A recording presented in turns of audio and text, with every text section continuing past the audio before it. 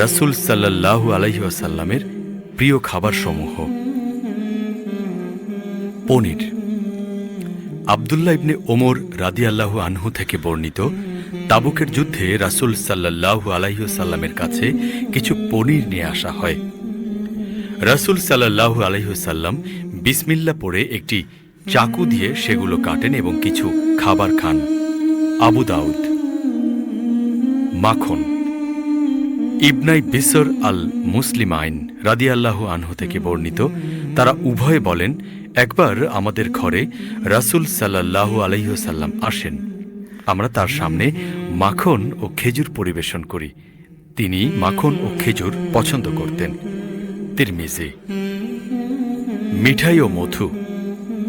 আয়েশা রাদিয়াল্লাহু আনহা থেকে বর্ণিত, তিনি বলেন, রাসূল সাল্লাল্লাহু আলাইহি ওয়াসাল্লাম মিষ্টান্ন ও মধু পছন্দ করতেন।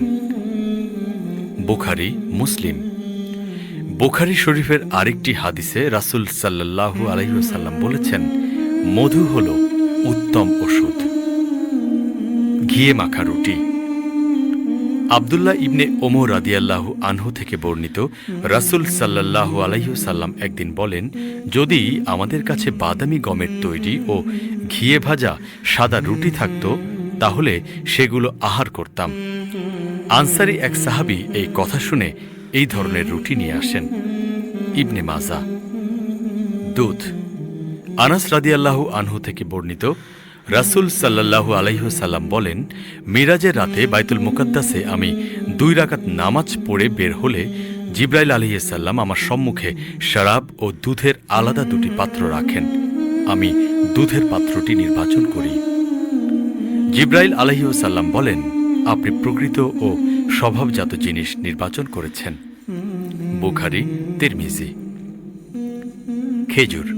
আব্দুল্লাহ ইবনে সালাম রাদিয়াল্লাহু আনহু থেকে বর্ণিত, আমি রাসূল সাল্লাল্লাহু আলাইহি ওয়াসাল্লামকে বার্লির এক টুকরো রুটির ওপর একটি খেজুর রাখতে দেখেছি। তারপর বলেছেন, এটি সালন মশলা। আবু দাউদ।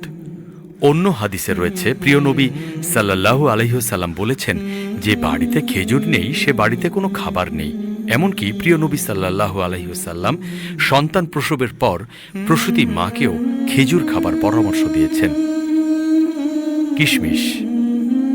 ইবনে আব্বাস রাদিয়াল্লাহু আনহু থেকে বর্ণিত, তিনি বলেন, রাসূল সাল্লাল্লাহু আলাইহি ওয়াসাল্লামের জন্য কিশমিশ ভিজিয়ে রাখা হতো এবং তিনি সেগুলো পান করতেন। মুসলিম। কালো জিরা। আবু হুরায়রা রাদিয়াল্লাহু আনহু বলেন, আমি রাসূল সাল্লাল্লাহু আলাইহি ওয়াসাল্লামকে বলতে শুনেছি, কালো জিরায় মৃত্যু ব্যতীত সব রোগের ওষুধ রয়েছে। বুখারী ও মুসলিম। সারিদ। ইবনে আব্বাস রাদিয়াল্লাহু আনহু থেকে বর্ণিত, রাসূল সাল্লাল্লাহু আলাইহি ওয়াসাল্লামের কাছে রুটির সারিদ ও হায়সের সারিদ অত্যন্ত প্রিয় ছিল।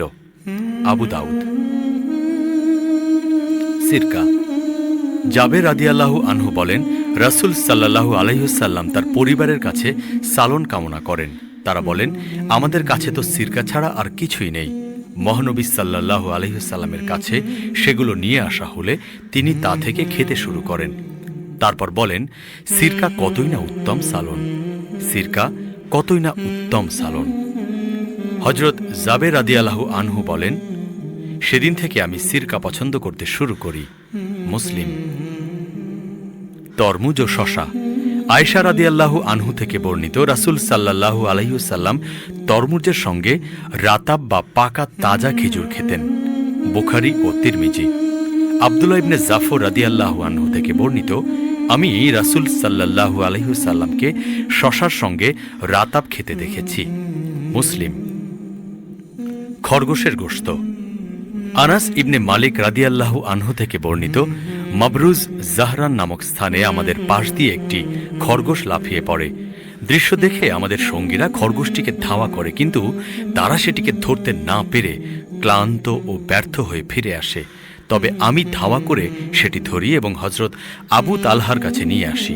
তিনি মারওয়া নামক স্থানে সেটি জবাই করেন। এরপর খরগোশটির উরু ও সাল্লাল্লাহু আলাইহি ওয়াসাল্লামের কাছে পাঠান। রাসূল সাল্লাল্লাহু আলাইহি ওয়াসাল্লাম সেগুলো আহার করেন। তাকে জিজ্ঞাসা করা হলো, রাসূল কি তা খেয়েছিলেন? তিনি বলেন, গ্রহণ করেছিলেন।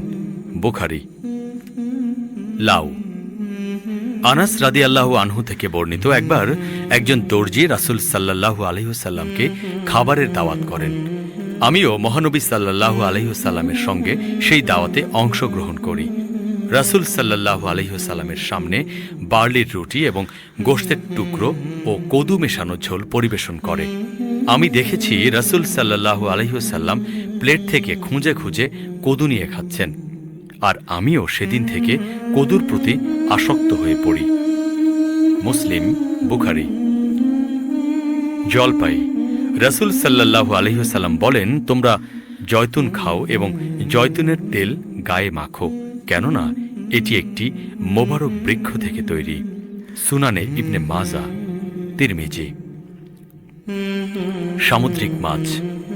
মহানবী সাল্লাল্লাহু আলাইহি ওয়াসাল্লাম সাগরের মাছ পছন্দ করতেন। এ বিষয়ে আবু উবাইদা ইবনুল জাররাহ রাদিয়াল্লাহু আনহু এর একটি হাদিস বর্ণনা আছে। হাদিসটি বুখারী ও মুসলিম শরীফে বর্ণিত আছে। বিভিন্ন বর্ণনায় রয়েছে রাসূল সাল্লাল্লাহু আলাইহি ওয়াসাল্লাম মরুভূমির এক প্রকার পাখির গোশত, মাশরুম, গাজর, ডুমুর, আঙুর, ডালিম ইত্যাদিও খেতে পছন্দ করতেন।